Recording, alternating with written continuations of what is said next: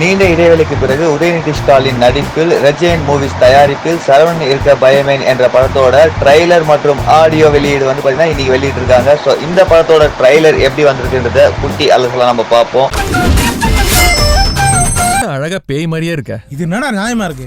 உன் லவ்வுக்கு நீ நாயாலேடா, என்ன எதுக்குடா பேயாலே வைக்கிற? ஆனா இப்ப மனசு ஃபுல்லா அவதாமமா இருக்கா. அப்பதான் எனக்கே புரிஞ்சுது தேன்மொழி நான் எவ்வளவு லவ் பண்றேன்னு. எம்புட்டு இருக்குது ஆசை ஓ மேல அத காட்ட போ.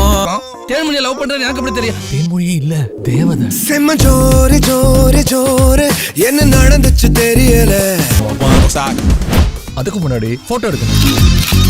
தொண்டர்கள்லாம் அலர்ட்டா இருக்க சொல்லணும். நாம பண்ண போறது சாதாரண விஷயம் இல்ல, சரித்திரத்துல இடம்பெற போற சாதனை.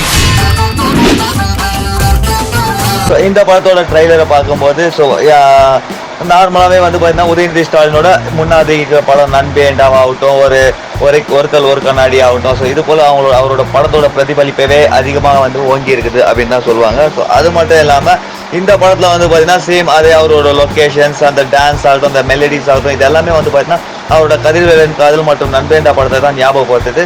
ஸோ இதில் வந்து டிஃப்ரெண்ட்டாக என்ன பண்ணியிருக்காங்கன்னா ஒரு 2-3 ஃபைட் சீக்வன்ஸ் வந்து கொஞ்சம் பண்ணியிருக்காரு. ஸோ ஆக்ஷன் ஹீரோவாக அவதாரம் எடுத்திருக்காரா அப்படின்னு பார்த்தீங்கன்னா கெத்து படத்தில் ஆல்ரெடி எடுத்துட்டாரு. ஸோ இந்த படத்தில் அது அவருக்கு கை கொடுத்துருக்கா அப்படின்ற படம் வந்தால் தான் நமக்கு தெரிய வரும்.